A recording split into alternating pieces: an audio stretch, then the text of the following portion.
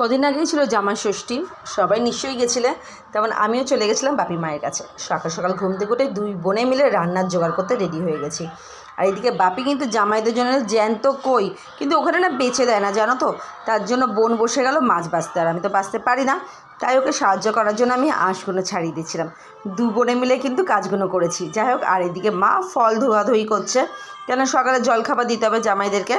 ফল কেটে মিষ্টি চিড়ে দই সব কিছু দিয়ে মা দুই জামাইকে সুন্দর করে গুছিয়ে দিয়ে দিয়েছে। আর জামাইরাও বেশ মজার সাথে কিন্তু নতুন জামা পরে খেতে বসেছে।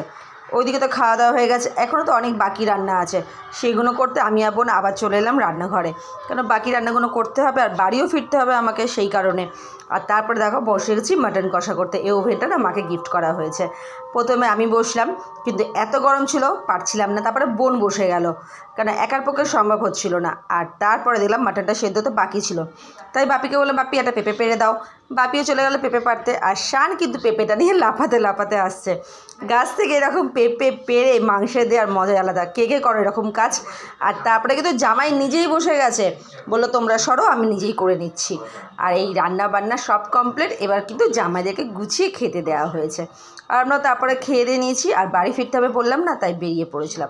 এই সময়টা না ভীষণ খারাপ লাগে গো, বাপি মা বোনকে ছেড়ে আসতে।